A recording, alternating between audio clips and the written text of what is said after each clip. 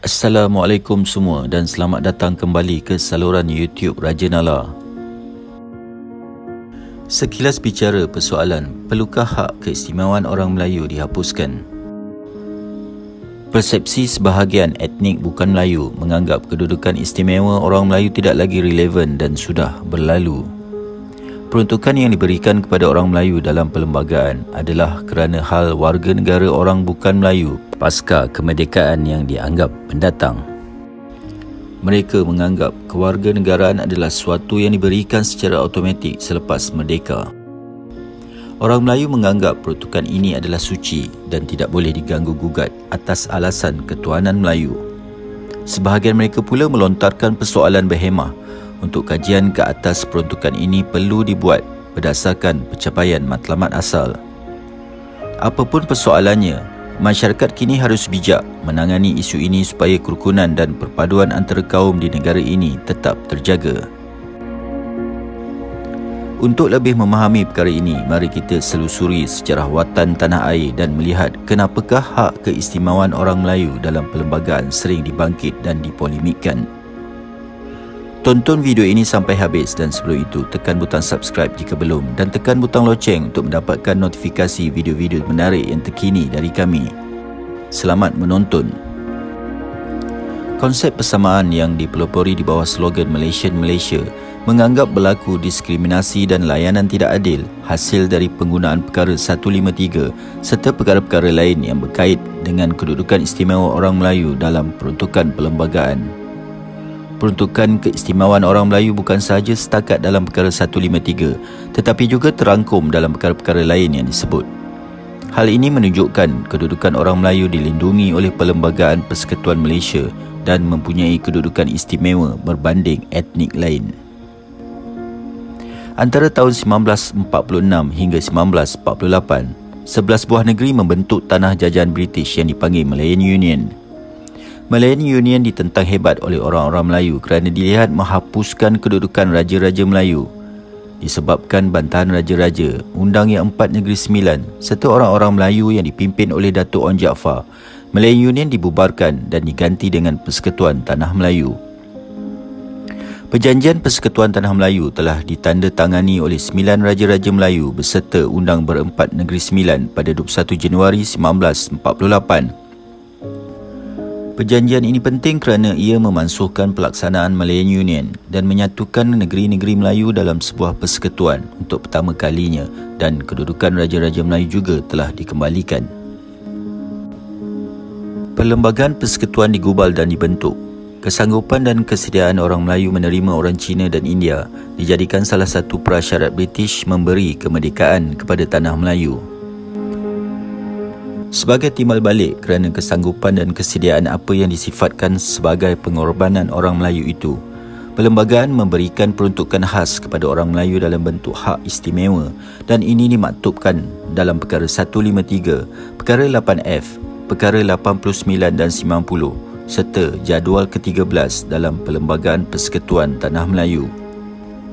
Kedudukan istimewa orang Melayu bukanlah suatu peruntukan baru dalam pentadbiran British. Peruntukan ini telah ada dalam Perjanjian Persekutuan 1948 di bawah tanggungan Pesuruhjaya Tinggi. Dalam bahagian 3, kuasa memerintah persekutuan, Fasal 19C adalah menjadi tugas Pesuruhjaya Tinggi British untuk menjaga segala keselamatan keadaan orang Melayu yang khas. Suruhanjaya Red hanya meneruskan untuk 15 tahun selepas merdeka.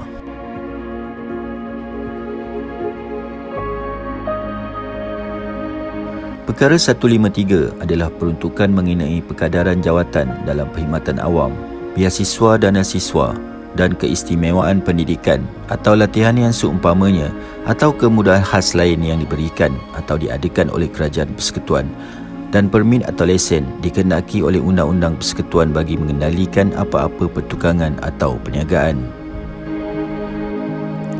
Dalam perkara ini adalah menjadi tanggungjawab Yang di-Pertuan Agong untuk melindungi kedudukan istimewa orang Melayu dan anak negeri mana-mana antara negeri Sabah dan Sarawak dan kepentingan sah kaum-kaum lain.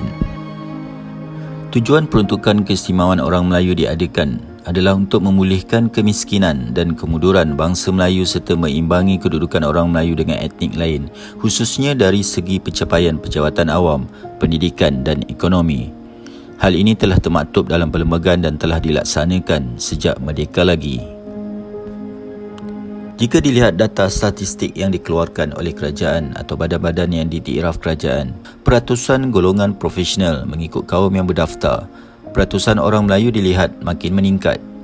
Dari segi pendidikan, bilangan pelajar yang memasuki IPTA dan IPTS, peratusan IPTA lebih besar di kalangan orang Melayu berbanding IPTS dan pelajar luar negara yang dimonopoli oleh orang bukan Melayu.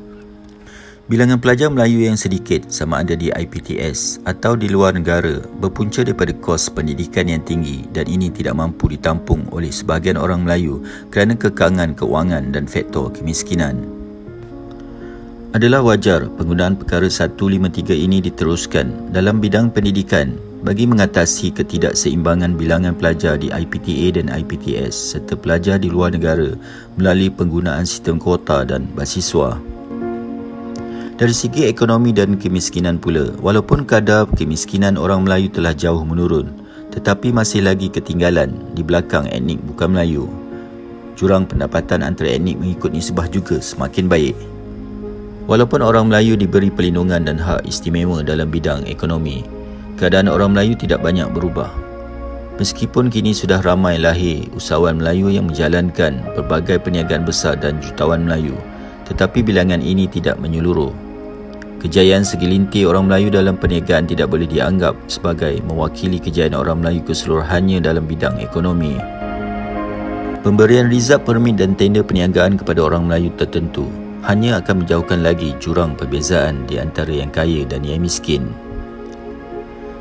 Jika dilihat, perkara 153 ini telah membantu ke arah mengeluarkan orang Melayu dari kemiskinan dan meningkatkan pencapaian mereka dari sudut ekonomi dan pendidikan sejak merdeka.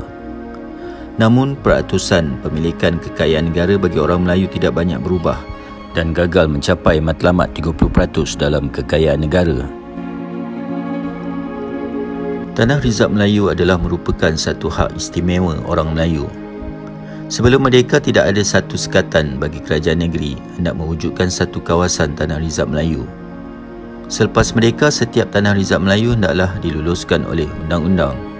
Jika mana-mana tanah dalam sebuah negeri sudah menjadi Tanah Rizab Melayu sebelum hari merdeka, maka tanah itu boleh terus menjadi Tanah Rizab Melayu, melainkan status tanah itu diubah oleh undang-undang. Undang-undang hendaklah diluluskan oleh Dewan Undangan Negeri dan disokong lebih 2/3 jumlah ahli dan disahkan oleh Dewan Rakyat. Hal ini menjelaskan betapa sukarnya untuk mewujudkan undang-undang baru mengenai Tanah Rizab Melayu.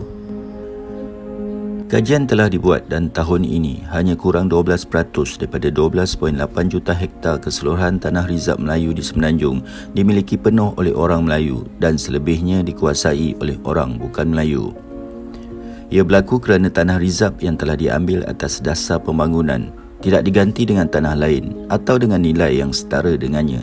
Seharusnya kerajaan kena lebih peka dalam situasi ini. Kemasukan perkhidmatan oleh orang Melayu ke dalam Regimen Askar Melayu Diraja kekal sehingga sekarang. Persoalan mengenai apakah hak istimewa orang Melayu perlu dijamin dan dipertahankan selama-lamanya dan sekiranya matlamat perkara ini sudah dicapai, apakah orang Melayu masih lagi memerlukan hak istimewa? Adalah tidak ragu-ragu bahawa bila tiba masanya, orang Melayu sendiri akan meminta penghapusan hak istimewa itu, tetapi perkara itu hendaklah ditinggalkan kepada orang Melayu sendiri untuk menentukannya. Jika diteliti sehingga sekarang, perkara 153 masih perlu diteruskan ke arah mencapai matlamat yang dikehendaki, khususnya dalam bidang ekonomi dan pendidikan. Namun, pada masa yang sama, pelbagai kemudahan dan keistimewaan turut diberikan kepada etnik bukan Melayu dalam aspek pendidikan. Sebagai contoh, apabila negara mencapai kemerdekaan, kerajaan pada masa itu tidak terus menghapuskan sekolah rendah jenis kebangsaan Cina dan Tamil. Sebaliknya tetap dipertahankan kewujudan sekolah tersebut walaupun Penyata Razak 1956 mahu mewujudkan sistem pendidikan kebangsaan seperti yang terkandung dalam Perengan 12, iaitu Tujuan dasar pelajaran di dalam negeri ini ialah bermaksud untuk menyatukan budak-budak dari semua bangsa dalam negeri ini dengan memakai satu peraturan pelajaran yang meliputi semua bangsa dengan menggunakan bahasa kebangsaan sebagai bahasa pengantar. Walaupun perkara ini tidak dapat dilaksanakan dengan serta-merta, melainkan hendaklah diperbuat dengan beransur-ansur. Begitu juga dengan kewujudan Akta Mara dan Kementerian Pelajaran yang dikhususkan kepada orang Melayu. Namun demi untuk merapatkan lagi hubungan etnik dan perpaduan di kalangan pelajar, keistimewaan ini turut diberikan kepada bukan Melayu apabila kerajaan membenarkan mereka memasuki MRSM dan matrikulasi dengan kotak 10%. Pada masa yang sama juga kemasukan pelajar ke IPTA melalui sistem kota juga telah ditukar kepada sistem meritokrasi, iaitu pemilihan pelajar berdasarkan merit akademik tanpa mengira etnik. Walaupun kedudukan istimewa mengenai pendidikan telah termaktub dalam perlembagaan, namun pelbagai sikap akomodatif di antara Melayu dan bukan Melayu telah diwujudkan dalam usaha ke arah memantapkan lagi hubungan etnik di Malaysia. Hak keistimewaan orang Melayu tidak bercanggah dengan prinsip keadilan dan kesamarataan berdasarkan hujah-hujah berikut.